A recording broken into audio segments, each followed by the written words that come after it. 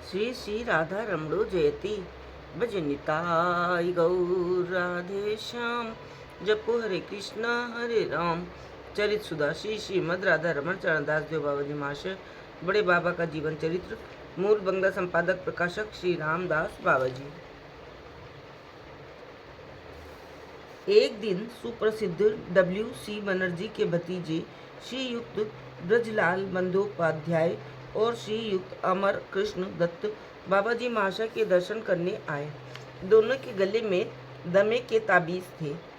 ब्रज बाबू का ताबीज ऐसा था कि उसे गले से निकालते ही दमा होने लगता। दयावश बाबा जी महाशय की दृष्टि उस ताबीज पर पड़ी। वे बोले, तुम लोग अपने ताबीज राधा कुंड में फेंक आओ, तब तुमसे कोई बात होगी। ब्रज बाबू बोले, ताबीज खोलते ही मुझे भयानक दमा होने लगता है। बाबा जी महाशय बोले, रोग रहते ही तो औषधि की जरूरत होती है, रोग न रहे तब। अमर कृष्ण बाबू बोले, रोग न रहे तो फिर क्या जरूरत है। बाबा जी महाशय बोले, रोग होगा तो निताई चांद देखेंगे। दोनों ने अपने अपने ताबीज खोलकर राधा कुंड में फेंक दिए। पहले ब्रज बाबू डरे कि जाने क्या होगा, पर 2-3 घंटे तक बाबा जी महाशय के साथ नाना रूप तत्व कथा होती रही और कुछ भी न हुआ। तब ब्रज बाबू को बाबा जी महाशय की बात पर दृढ़ विश्वास हो गया। उस दिन से इन दोनों को कभी दमा नहीं हुआ। इस दिन हावड़ा का सुंदर ग्राम निवासी श्रीयुक्त अनुकूल चंद्रहास नामक एक भक्त बाबा जी महाशय के दर्शन के लिए आए। उनके पास कपड़ा लत्ता जो कुछ भी था सब कामाख्या दास बाबा जी महाशय के घर रखाए। वे खूब अफीम खाया करते थे। अफीम की डिब्बी भी बड़े यत्न से कुर्ते की जेब में रख आए थे। वे एक दिन अन्न न खाकर रह सकते थे, पर अफीम के बिना उनका काम एक दिन भी न चलता। वे जैसे ही नंगे बदन बाबा जी महाशय के निकट पहुँचे और उन्हें दंडवत प्रणाम कर बोले, बाबा जी महाशय ने पूछा, अनुकूल, तुम्हारे पास अफीम थी, क्या किया? अनुकूल का चेहरा फक पड़ गया।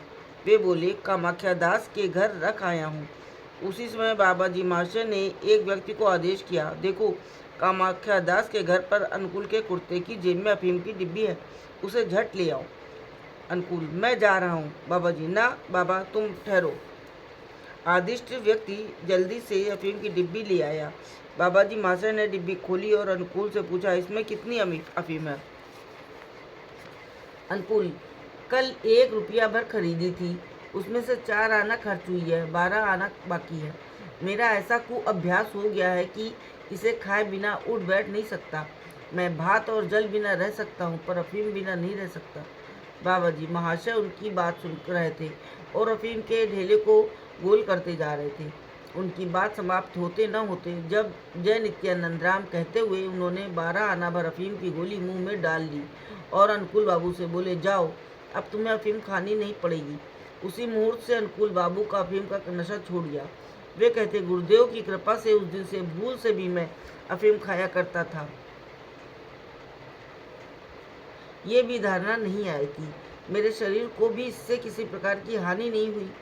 एक दिन प्रातःकाल इन्हें न जाने क्या उचंग हुई, कुछ गाय का घी मंगा उसे 108 बार धोकर रख लिया।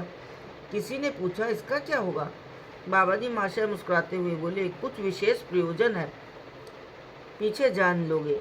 4-5 दिन बाद कलुटोला के कुंज बाबू आए। उन्हें मुंह पर और सिर में बड़े घाव हो रहे थे जो विषाक्त थे। डॉक्टरी और वैद्यक इलाज और तरह तरह की जड़ी बूटियों का प्रयोग करने पर भी कुछ लाभ नहीं हुआ था।